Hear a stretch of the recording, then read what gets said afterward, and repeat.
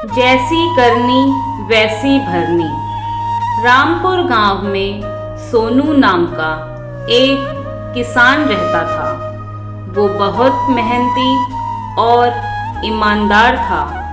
पूरे गांव में उसकी सब्जी सबसे अच्छी, स्वादिष्ट और सेहतमंद होती थी। उसकी फसल की कीमत गांव के अन्य किसानों से अधिक मिलती थी। इसलिए गांव के लोग तथा व्यापारियों में उसका बहुत सम्मान था।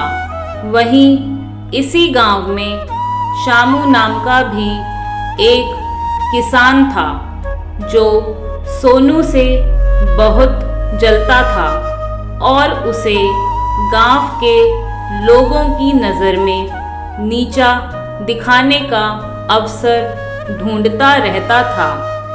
एक दिन सोनू परेशान होकर सुबह सुबह गांव के मुखिया जी के पास गया और उसने बताया कि सोनू और शामू के खेत एक दूसरे के बगल में ही है और शामू ने जानबूझकर मेड़ काट दी थी, जिससे शामू के खेत का सारा पानी सोनू के खेत में भर गया है। यह बात सुनकर मुखिया जी ने सोनू को पंचायत बुलाकर मामला रफा दफा करने का सुझाव दिया। सोनू तैयार हो गया। अगले दिन पंचायत बुलाई गई और मुखिया जी ने शामू से सोनू के खेत में पानी भरने का कारण पूछा। यह सुनते ही शामू भड़क गया और बोला, मुखिया जी, यह सोनू झूठ बोल रहा है। इसने ही मेड़ काटी होगी। मैं जानबूझकर इसके खेत में पानी क्यों भरूंगा? पानी को कौन रोक सकता है? वो तो बहता हुआ कहीं भी चला जाता है। यह सोनू बस सबके सामने मेरी बेइज्जती करना चाहता है और कुछ नहीं। तब मुखिया जी ने शामू के पड़ोसी रामनाथ से कहा, रामनाथ, तुम्हारा खेत शामू के खेत से सटा हुआ है। तुम भी कल अपनी मेड़ काटकर अपने खेत में पानी भरना। यह सुनते ही शामू बौखला गया और मुखिया जी से ऐसा न करने को कहा। इस बात पर मुखिया जी ने हंसते हुए बोला, क्यों, क्या हो गया? पानी ही तो है, बहता हुआ कहीं भी चला जाता है। यह सुनते ही शामू ने पंचायत के सामने सोनू से माफ़ी मांगी और दोबारा ऐसा कुछ नहीं करने का वादा किया। गांव वालों के सामने सोनू से माफ़ी मांगना शामू को अपनी बेइज्जती जैसा लगा और इसका बदला लेने के लिए वह किसी अवसर की तलाश में लग गया। सब कुछ ठीक चल रहा था। अचानक एक दिन सोनू खेत में काम करते करते जमीन पर गिर पड़ा। यह देखते ही उसकी पत्नी दौड़कर उसके पास गई। जैसे ही उसने सोनू को छुआ, उसका शरीर बहुत तेज तप रहा था। सोनू को बहुत तेज बुखार था। घर आकर वह खाट से उठ भी नहीं पा रहा था। उसकी पत्नी गांव के अस्पताल के डॉक्टर साहब को बुला लाई। डॉक्टर साहब ने दवाइयाँ दी और सोनू को 10 दिन तक पूरी तरह आराम करने का परामर्श दिया और बताया, यह ऐसा बुखार है जो शरीर को तोड़ देता है, इसलिए बिस्तर से बहुत ज़रूरी काम हो तो ही उठना। जितना आराम करोगे उतनी जल्दी ठीक हो जाओगे। उधर फसल और सब्जी काटने का भी समय हो गया था। यही सोचकर सोनू खेत जाने की सोचता है, लेकिन बिस्तर से उठ ही नहीं पा रहा था। हार मानकर बिस्तर पर ही पड़ा रहता है। अगले दिन व्यापारी गांव में आता है। उसे आते हुए शामू देख लेता है और उससे बात करने के लिए रोकता है। शामू उससे अपनी फसल खरीदने का आग्रह करता है, लेकिन व्यापारी मना कर देता है और शामू से कहता है, इस पूरे गांव में सोनू की सब्जियां सबसे अच्छी होती हैं। बाजार में 3 गुने दाम पर बिक जाती हैं। तुम्हारी सब्जी तो आधे दाम पर भी नहीं बिकती। यह कहकर व्यापारी सोनू के घर चला जाता है। व्यापारी सोनू से सब्जियों की तैयारी के बारे में पूछता है, लेकिन सोनू बुखार की वजह से बोल भी नहीं पा रहा था। उसकी पत्नी व्यापारी से उसके बीमारी के बारे में बताती है। व्यापारी भी मजबूर होता है। उसे सब्जियों की सख्त ज़रूरत होती है। वह सोनू से कहता है, सोनू, तुम अपनी सेहत का ध्यान रखो। मैं सब्जी किसी और से खरीद लूँगा। सेहत है तो सब है। इतना कहकर व्यापारी शामू के पास जाकर बोलता है, तुम सुबह अपनी सब्जियां बेचने के लिए कह रहे थे। चलो, मैं तुम्हारी सब्जी 2 गुने दाम पर लेने के लिए तैयार हूँ।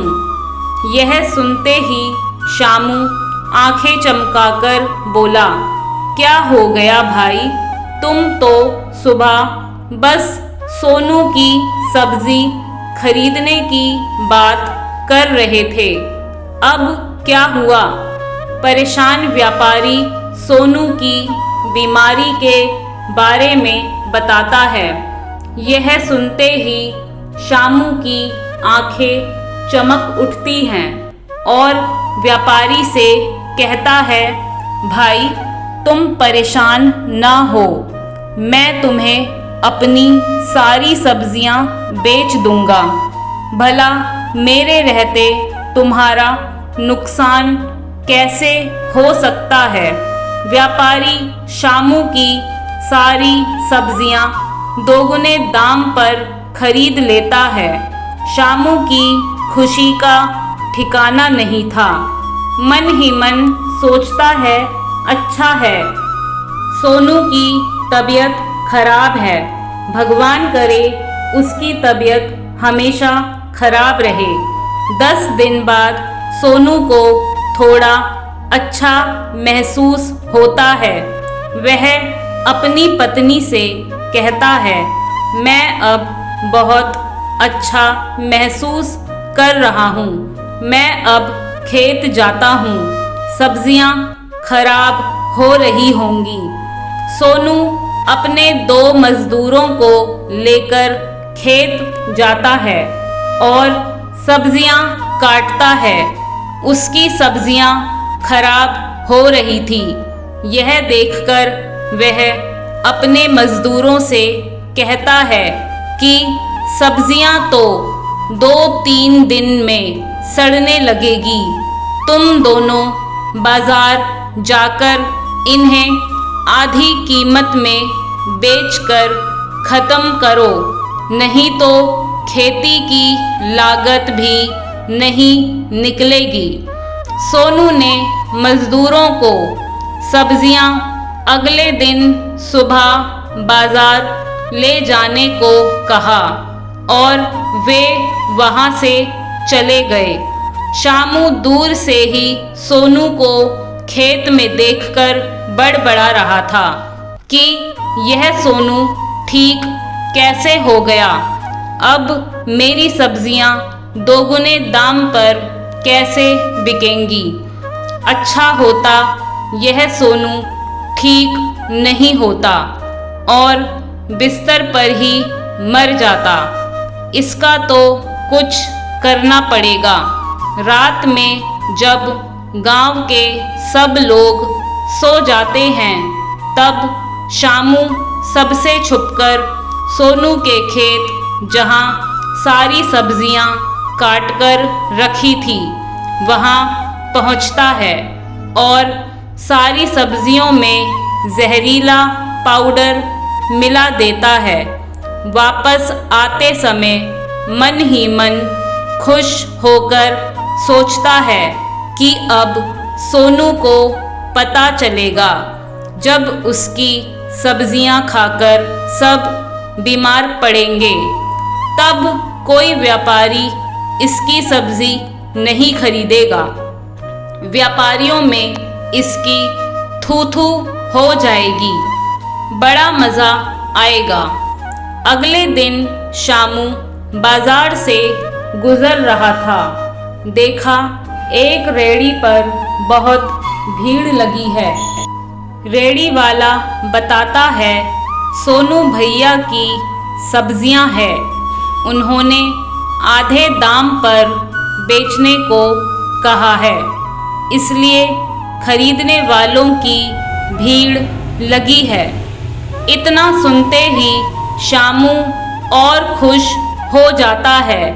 मन ही मन सोचता है यह तो और अच्छा हुआ जब गांव के लोगों को पता चलेगा कि यह सब्जियां सोनू की थी, जिसे खाकर सभी लोग बीमार हो गए हैं। सोनू की बहुत बेइज्जती होगी और पंचायत ने की मेरी बेइज्जती का बदला भी पूरा हो जाएगा। बीमार पड़ने दो, कौन सा मेरे घर सब्जियां जाएंगी। मेरे घर तो मेरे खेत की सब्जियां ही पकती हैं। उसकी खुशी का ठिकाना नहीं था। वह झूमते झूमते खुशी खुशी घर की तरफ चला गया। अगले दिन सुबह शामू और उसके कुछ मित्र खेत में थे।